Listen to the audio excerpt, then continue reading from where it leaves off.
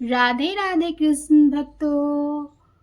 अष्टमी की आप सभी को बहुत बहुत शुभकामनाएं।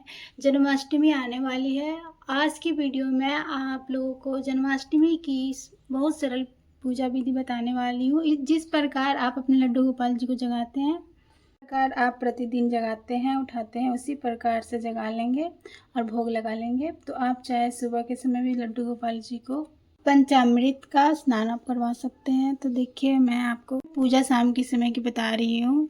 शाम की 7 बज जाएंगे तो हम किसी भी कपड़े से, किसी भी चुनरी से लड्डू गोपाल जी को हम ढक देंगे। उसके बाद ही एक खीरा ले लेंगे और एक सिक्का हम ठाकुर जी के पास हम रख देंगे।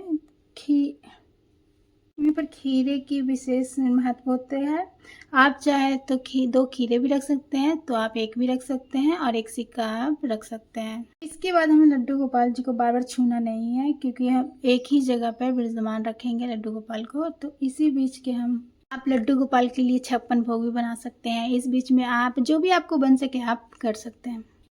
जब रात का 12 बजे तो आप घंटी भी बजा कर जगा सकते हैं। आप चाहे शंख भी बजा सकते हैं, चाहे आप अपने हाथों से भी जगा सकते हैं लड्डू गोपाल को। आजकल तो सोशल मीडिया की ज़माना है, आजकल तो सभी को जल्दी पता चल जाता है।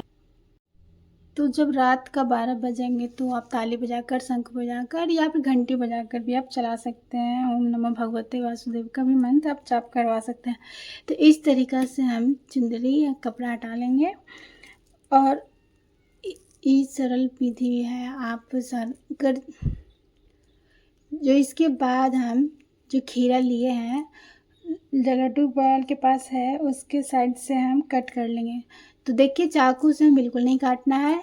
जो हम सिक्का रखे हैं इसी से हमें काटना होता है। तो इसी को हम नाल छेदन भी बोला जाता है।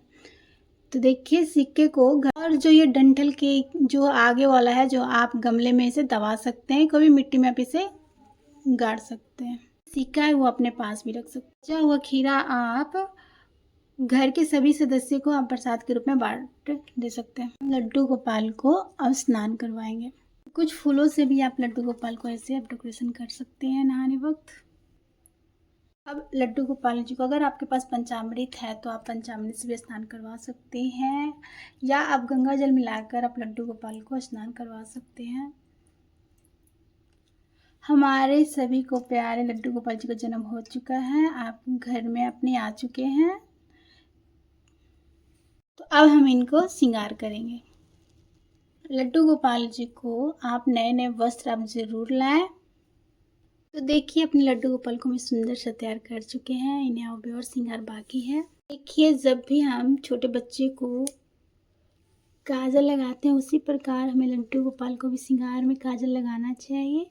और आप ज़रूर पीछे लगाएं, इससे लड्डू गोपाल को नज़र नहीं लगता। तो आप ये ज़रूर करके करिएगा।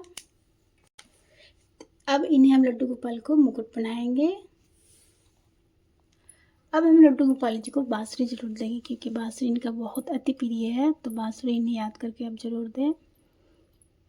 देखिए, अब लड्डू गोपाल जी को हम आईना दिखाएंगे, क्योंकि जब भी हम श्रृंगार करते हैं तो लड्डू गोपाल को आईना दिखाना होता है। जिसे हम देखते हैं अपना श्रृंगार, वैसे लड्डू गोपाल भी अब देखते हैं अपना श्रृंगार कि कैसे हम रेडी हुए हैं। तो इस प्रकार आप लड्डू गोपाल को तैयार कर लीजिए। अपने प्यारे से लड्डू गोपाल जी को तिलक करेंगे। इस प्रकार हम लड्डू गोपाल जी का जो गाय माता है, इनको भी हम पूजा कर लेंगे। अगर आप डेकोरेशन करना चाहते हैं तो थोड़ा डेकोरेशन भी कर लीजिए। कि फूलों की आसन देकर, अगर आपके पास गणेश जी भी हैं तो गणेश जी को भी ज़रूर आप स्थापना करें। बाद इन्हें भी आप रोली से आप टीका करें। शुरू करने से पहले हम देसी घी का दीपक जलाएंगे। रूप पे हम गणेश जी को कलावा अर्पित करेंगे। गाय माता जी को भी हम कलावा अर्पित करेंगे। ये लड्डू गोपाल जी को हम पहले ही वस्त्र पहना चुके हैं। तो देखिए, अभी सभी को हम फूल अर्पित करेंगे। तो गणेश जी को पीला फूल बहुत प्रिय है, तो आप गणेश जी को पीला फूल जरूर चढ़ाएं। गाय माता को भी पीला फूल दें और लड्डू गोपाल जी को भी पीला फूल आप जरूर चढ़ाएं। और नहीं है तो आप उजला फूल भी आप चढ़ा सकते हैं। देखिए, सबसे पहले हम गणेश जी को प्रसाद, ये कृष्ण जन्माष्टमी पर आप पंजरी का भोग जरूर लगाएं, क्योंकि वो बहुत विशेष माना जाता है। और लड्डू गोपाल जी को मक्खन मिश्री का भोग लगाइए और आप उस दिन फल का भोग आप ज़रूर लगाएं। इसके बाद हम लड्डू गोपाल जी को शहद से खाएंगे, तो आप दिन में भी लड्डू गोपाल जी को 56 भोग लगा सकते हैं। इस प्रकार हम जो खीरा का भोग ज़रूर लगाएं। अष्टमी श्री कृष्ण की 8वीं रूप से मनाया जाता है, तो इस साल 16 अगस्त को कृष्ण जन्माष्टमी मनाया जाएगा। इसके साथ ही हम धूप दीप दिखाएंगे। देखिए, सबसे पहले हम गणेश जी को आरती करेंगे, उसके बाद लड्डू गोपाल जी को आरती करेंगे। आपके ऊपर जो भी आरती आता है लड्डू गोपाल जी को, आप वो आरती जरूर करें। करने के बाद जब हम लड्डू गोपाल जी को झूला झुलाएंगे और जन्माष्टमी पर लड्डू गोपाल जी को नज़र जरूर उतारेंगे। तो नज़र उतारने के लिए आप मोर पंख 7 बार आप चाहे 11 बार आप घुमाते हुए नज़र उतार लेंगे। और लड्डू गोपाल जी को आप मोर पंख जरूर दें, क्योंकि कृष्ण जन्माष्टमी के दिन उनके हर एक प्रिय चीज़ देना चाहिए। तो कृष्ण जन्माष्टमी के दिन लड्डू गोपाल को आप मोर पंख भी जरूर दें। हम हाथ जोड़कर पूजा में रही कमियों की क्षमा याचना करेंगे और अपनी मनोकामना पूर्ण करने के लिए अपनी कृष्ण भगवान से प्रार्थना करेंगे। इसके साथ हम अपने लड्डू गोपाल जी को दक्षिणा जरूर चढ़ाएं, जो पूजा में जो कमियां रहता है इससे पूरा हो जाता है। और ये पैसा लड्डू गोपाल का होता है। आप लड्डू गोपाल के लिए आप ड्रेस भी ला सकते हैं, पंडित जी को नहीं दे। होने के बाद जो हम जल का लोटा रखे हैं वो चंद्रमा को अर्घ जरूर दें। पूजा पूर्ण होने के बाद जन्माष्टमी का पूजा पूर्ण हो जाएगी। तो इसके बाद व्रत का पालन करेंगे। व्रत का पालन करने से पहले आप लड्डू गोपाल जी को रात्रि में ज़रूर सुलाएं।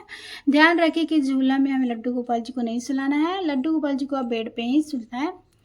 जो भी आप भोग प्रसाद चढ़ाया है वो सभी सदस्यों को आप बांट देंगे, और जो भी लड्डू गोपाल जी को दक्षिणा अर्पित किया है वो आप लड्डू गोपाल जी के लिए कोई भी सामान आप खरीद ले सकते हैं। इस देखिए, लड्डू गोपाल मेरे झूला पे बैठ चुके हैं। कृष्ण जन्माष्टमी के दिन आप लड्डू गोपाल जी को झूला जरूर झुलाएं, और ध्यान रखें कि झूला आप धीरे झुलाएं, क्योंकि लड्डू गोपाल अभी बच्चे हैं और इन्हें देखभाल की बहुत ज़रूरी है। तो इस प्रकार आपको ये कृष्ण जन्माष्टमी की वीडियो आप लोगों को कैसी लगी तो कमेंट कर जरूर बताइएगा, और चैनल पे न्यू आए हैं तो सब्सक्राइब करिएगा। मिलते हैं फिर नेक्स्ट वीडियो के साथ, तब तक राधे राधे गाइस।